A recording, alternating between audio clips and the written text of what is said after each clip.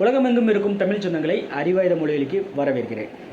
இந்த காணொலியில் ஒரு முக்கியமான ஒரு அறிவுக்கு தீனி போடக்கூடியது, அறிவாயுதத்தை பட்டை தீட்டக்கூடிய ஒரு காணொலியை தான் இந்த காணொலியை நான் பார்க்குறேன். சர்க்கரை வியாதி ஒரு காலத்தில் பணக்காரங்களுக்கு மட்டுமே உரிதாக இருந்த சர்க்கரை வியாதி இன்னைக்கு எல்லா மக்களிடையும் பரவி காணப்படுது.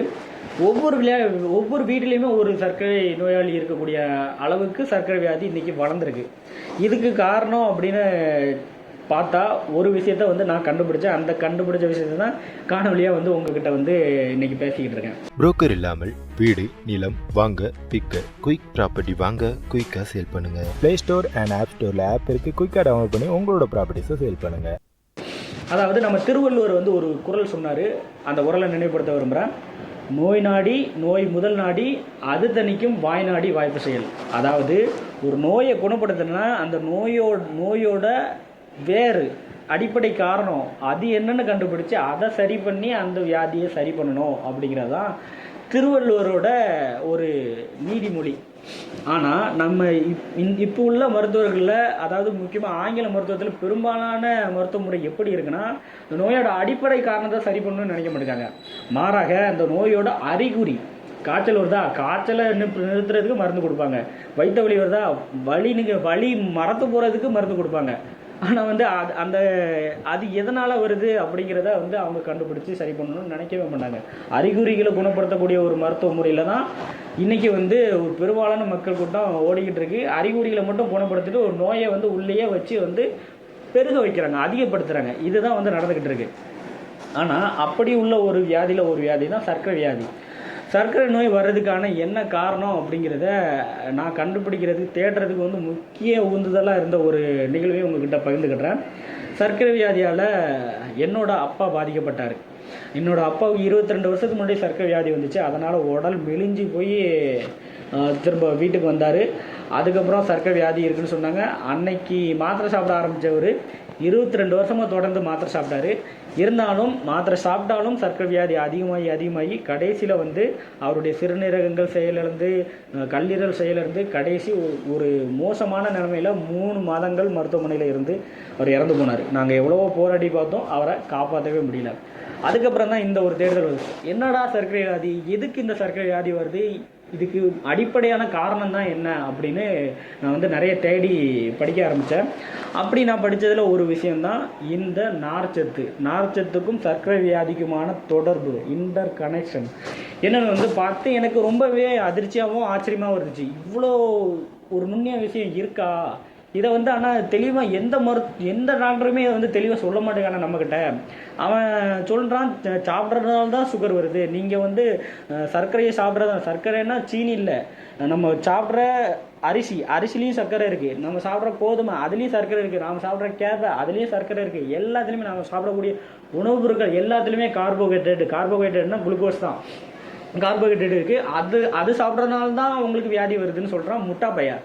ஆனால் நம்ம அந்த சர்க்கரை, குளுக்கோஸ், கார்போஹைட்ரேட் சாப்பிட்லான்னா நம்ம உடம்புக்கு சக்தியே கிடையாது. இன்றைக்கி நான் உங்கள் முன்னாடி இருந்து பேசிக்கிட்டு இருக்கேன்னா நான் குளுக்கோஸை சாப்பிட்றேன், சர்க்கரையே சாப்பிட்ருக்கேன், கார்போஹைட்ரேட் சாப்பிட்ருக்கேன். அதுதான் எனர்ஜியை கன்வெர்ட் ஆகுது. கார்போஹைட்ரேட் இல்லைன்னா நம்ம உடம்புக்கு எனர்ஜி அப்படிங்கிறதே கிடையாது. நம்ம சாப்பிடக்கூடிய எல்லா சாப்பாட்லேயும் கிட்டத்தட்ட 70% 80% கார்போஹைட்ரேட் தான் இருக்குது. அந்த கார்போஹைட்ரேட் இருந்தால் தான் நம்ம உடம்புக்கு சக்தியே கிடைக்கும். ஆனால் இந்த கார்போஹைட்ரேட் சாப்பிட்றதுல நம்ம பண்ணக்கூடிய ஒரு சின்ன தப்பு, ஆனால் அது பெரிய தப்பாக மாறுது. அது என்ன தப்புனா, முழுமையான கார்போஹைட்ரேட்டை நாம் சாப்பிட்றது இல்லை.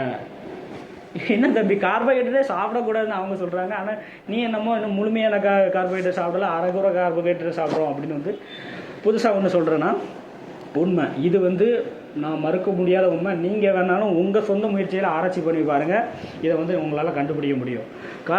முழுமையான கார்போஹைட்ரேட் சாப்பிட முடியல. கார்போஹைட்ரேட் இருக்குது. இயற்கையில் படைக்கப்பட்ட எல்லா உணவுப் பொருட்களும் நாம் அப்படி சாப்பிட்றதுனால நம்ம உடம்புக்கு எந்த பிரச்சனையுமே வரதில்லை. ஆனால் இந்த மனுஷன் என்ன பண்ணுறான்னா, இயற்கையாக இருக்கக்கூடிய அந்த உணவுப் பொருளை செயற்கையாக மாற்றான், ப்ராசஸ் பண்ணுறான். அவன் அந்த இயற்கையான தன்மைகளை எல்லாத்தையுமே மாற்றிட்டு சாப்பிட்றதுனால நிறைய பிரச்சனை வருது. அப்படி வரக்கூடிய ஒரு பிரச்சனையில் தான் இந்த சர்க்கரை வியாதியும் இருக்கிறதா நான் நினைக்கிறேன். அப்படி வந்து என்ன பண்ணுறேன்னா, அரிசி இருக்குது, சர்க்கரை நோய் வந்தோடனே என்ன சொல்கிறாங்க, சோறு சாப்பிடக்கூடாது. ஆனால் சோறு சாப்பிடணும். ஆனால் நான் சொல்கிறேன் சோறு சாப்பிடணும். ஆனால் எப்படி சாப்பிடணும்னா இப்படி சாப்பிடுங்க. முன்ன காலத்தில் 25 வருஷத்துக்கு முன்னாடி நம்ம முன்னோர்கள் கைக்குத்தல் அரிசி சாப்பிட்டாங்க. அந்த அரிசியில் கைக்குத்தல் அரிசி சாப்பிட்றதுனால உங்களுக்கு எந்த பிரச்சனையும் வராது. எவ்வளோ கைக்குத்தல் அரிசி சாப்பிட்டாலும் உங்களுக்கு சுகர் இன்க்ரீஸ் ஆகாது. காரணம் என்னென்னா, அதில் வந்து கார்போஹைட்ரேட் இருக்கும். அரிசியில் கார்போஹைட்ரேட் கூடயே முழுமையான கார்போஹைட்ரேட்டாக நார்ச்சத்தும் அது கூட சேர்ந்து வரும். அந்த நார்ச்சத்து சேர்ந்து வரதுனால அந்த கார்போஹைட்ரேட்டு உங்கள் உடம்புல ஒழுங்காக ஜீரணம் ஆகும். ஆனால் நாம் என்ன செய்கிறோன்னா, அந்த அரிசியை நல்லா பாலிஷ் பண்ணுறோம். அந்த அரிசிக்கு மேலே ஒட்டிக்கிட்டு வரக்கூடிய அந்த நார்ச்சத்தை ஃபுல்லாமே நாம் வந்து சுரண்டி விட்டுருந்தோம். இதனால் நம்ம உடம்புக்கு தேவையான அந்த நார்ச்சத்து, அந்த அரிசி ஒழுங்காக ஜீரணமாகிறதுக்கு தேவையான அந்த நார்ச்சத்து அது கூடவே இருக்குது. ஆனால் நாம் அதை பாலிஷ் பண்ணுறதுனால அது நமக்கு சுகராக மாறுது. அந்த உணவை நம்ம உடம்புலால் ஒழுங்காக செமிக்க முடியல. அந்த சுகருக்கு நம்ம உடம்பு வந்து இன்சுலின் கொடுக்க மாட்டேங்குது. இன்சுலின் கொடுக்காததுனால, இன்சுலின் இல்லாததுனால செல்லு வந்து அந்த சுகரை ஏற்றுக்க மாட்டேங்குது. செல்லுக்குள்ளே அந்த சுகர் போக மாட்டேங்குது. செல்லுக்குள்ளே அந்த சுகர் போச்சுன்னா அந்த சுகரு சக்தியாக மாறி ஏடிபியாக மாறி உங்கள் உடம்புக்கு எனர்ஜியாக மாறிடும். முடிஞ்சு, பிரச்சனையே கிடையாது. ஆனால் அந்த செல்லுக்குள்ளே அந்த கார்போஹைட்ரேட், செல்லுக்குள்ளே அந்த சுகரு போக முடியாத காரணத்தினால உங்களுக்கு ரத்தத்திலே அந்த சுகர் சுற்றுது. ரத்தத்திலே சுற்றுறதுனால அது மற்ற உறுப்புகளை பாதிக்குது, பிரச்சனையாக மாறுது. ஆனால் நீங்கள் போதுமான அளவு நார்ச்சத்து உணவுகளை உட்கொண்டாலே எங்கள் ஆளுங்க உள்ளே இருக்கிறாங்க. அதாவது நீங்கள் சாப்பிடக்கூடிய கார்போஹைட்ரேட் எல்லாம் வந்து ஜீரணமாகணும்னா எங்கள் ஆளுங்க உதவி இல்லாமல் உங்களால் ஜீரணம் பண்ண முடியாது. எங்கள் ஆளுங்க யாருன்னு கேட்குறீங்களா? எங்கள் ஆளுங்க தான் மைக்ரோப்ஸ், அதாவது நுண்ணுயிரிகள். அவங்க தான் உங்கள் பெருங்குடலில் பெருகி போய் இருக்கிறாங்க. கிட்டத்தட்ட 2 கிலோ 2.5 கிலோ வந்து உங்கள் மூளையோட எடை எவ்வளோ இருக்கோ அந்த எடைக்கு சமமான ஒரு பெரிய கூட்டம் வந்து உங்கள் பெருங்குடலில் வாழ்கிறாங்க எங்கள் ஆளுங்க. அந்த ஆளுங்க உதவி பண்ணால் மட்டும்தான் நீங்கள் வந்து முழுமையாக உங்கள் உணவை செமிக்கவே முடியும். கேட்டிங்களா? நீங்கள் சாப்பிடக்கூடிய எல்லா சாப்பாட்லேயும் கிட்டத்தட்ட 20% 25% காவாசி உணவு வந்து சாப்பிட்றது எங்கள் ஆளுங்க மைக்ரோப்ஸ், கட் மைக்ரோ பயம், அதுதான் வந்து ஜீரணம் பண்ணுது. அந்த இதை வந்து மறந்துடுறோம். கட் மைக்ரோபோயம் அப்படிங்கிற ஒரு விஷயம் இல்லாததுனால தான் வந்து இந்த சர்க்கரை வியாதியே வந்து அதிகமாகுது அப்படின்னு வந்து நான் நினைக்கிறேன்.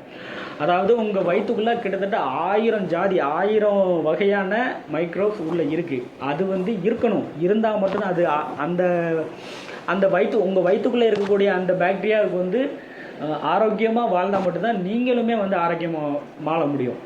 ஆனால் அதுங்களுக்கு வந்து முக்கியமான உணவு என்னென்னா இந்த நார்ச்சத்து.